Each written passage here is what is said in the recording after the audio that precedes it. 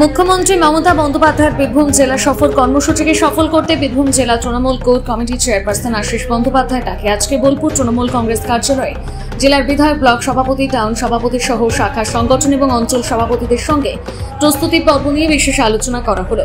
বীরভূম জেলা কমিটির পক্ষ বৈঠকের পর আশিস বন্দ্যোপাধ্যায় সাংবাদিকদের মুখোমুখি হয়ে কি বললেন শুনুন।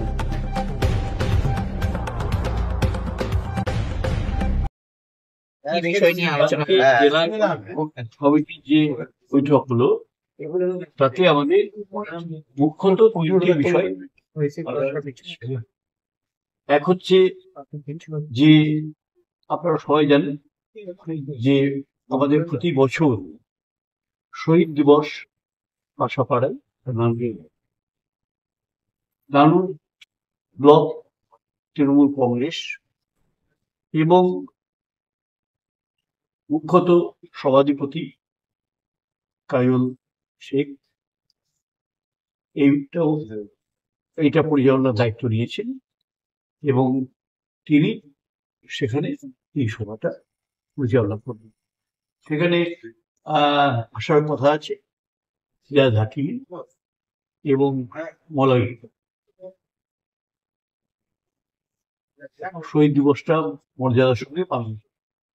এছাড়া প্রতি ব্লকে যাতে ওই যারা আসতে পারবেন না, যোগ দিতে পারবেন না, ব্লকের যারা কর্মকর্তা আছে তাদের বলা হয়েছে তারা ওখানে ব্লক কমিটির সামনে হোক, জায়গায় হোক, তারা শহীদ বেদি করবে এবং তৃতীয়ত হচ্ছে যেটা আমাদের মুখ্য বিষয়, সেটা হচ্ছে যে আগামী 28 তারিখে মাননীয় মুখ্যমন্ত্রী আসছেন, তিনি পদযাত্রায় অংশ নেবেন।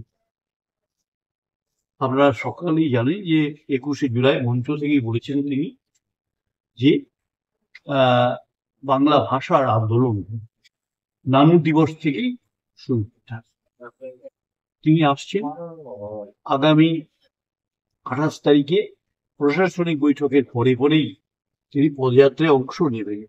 রবীন্দ্রনাথের কর্মভূমিকে তিনি বেছে নিয়েছেন এবং যার রচনাতে একটি বাংলার মাটি বাংলার জল, বাংলার ঘর বাংলা, পূর্ণ হোক পূর্ণ হোক পূর্ণ মুখে ভগবান, যে রবীন্দ্রনাথ লিখেছিলেন এবং যে রবীন্দ্রনাথের সঙ্গে বাঙালির ওতপ্রোত সংযোগ এবং বাংলা ভাষা নিয়ে যে আন্দোলন, সেখানে তিনি অত্যন্ত সুন্দরভাবে এই কর্মভূমিতে উঠে গেছেন।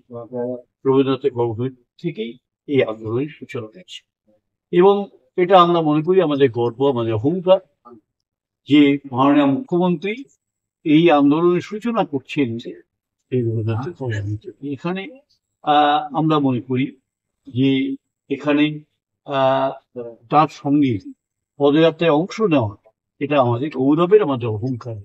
সুতরাং লক্ষ লক্ষ মানুষ সেদিন হাজির হবেন। তারা বিভিন্ন বাস, ট্রেন, ছোট গাড়ি সমস্ত কিছু ব্যবহার করে তারা আসবেন এই পদযাত্রায় অংশ নিতে। এই বিষয়টা আর একটা বিষয় আমরা সঙ্গে সঙ্গে এটা সাংগঠনিক ভাবে আমরা যেটা আলোচনা করেছি সেটা হচ্ছে বিশেষ করে গুরুত্ব দেওয়ার জন্য প্রধান পঞ্চায়েত সমিতির সভাপতি এমনি যারা আছেন তাদেরকে, যে আপনারা জানেন যে মাননীয় মুখ্যমন্ত্রী একটা বড় কাজ করছে, সেটা হচ্ছে যে প্রতিটা বুথে 10 লক্ষ টাকা করে আমার পাড়ার সমাধান, সেটার ব্যাপারে জোর দিয়েছে এবং সেটা আগামী 2রা আগস্ট থেকে শুরু হবে। স্বাভাবিকভাবে এই বিষয়েও কর্মীদের সচেতন করা। শহীদ দিবসের মঞ্চে কোর কমিটিকে কি দেখা যাবে একসঙ্গে? পুরো কোর কমিটি কি থাকবে নানুরের শহীদ দিবসে? সবাই থাকে শহীদ দিবসের মঞ্চে পুরো কোর কমিটিকে দেখা যাবে কালকে? এটা তো কাজের উপর নির্ভর করছে।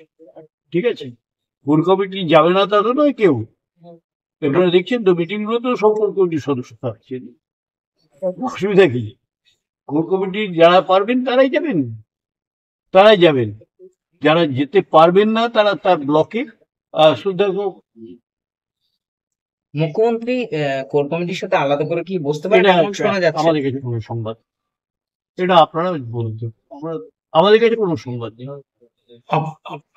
আপনারা কি আলাদা করে কিছু বলবেন মুখ্যমন্ত্রীকে এই শুধুমাত্র এই সফরের রিগার্ডিং ছাড়া, মানে আসন্ন বিধানসভা নির্বাচনে যদি আমাদের সে ধরনের কোনো আলোচনা হয়নি। কত লোকের সমাগম হবে সেদিন? লক্ষ লক্ষ, এটা হাতে গুনে বলা যায় না। লক্ষ লক্ষ সব রেকর্ডকে ছাপিয়ে যায় যেমন সেই রকম। কটা থেকে শুরু হতে পারে এই পদযাত্রা? আমরা প্রশাসনিক বৈঠকের পরে পরে মমতা বন্দ্যোপাধ্যায় মাননীয় মুখ্যমন্ত্রী জননেত্রী তিনি পদযাত্রা শুরু করেন।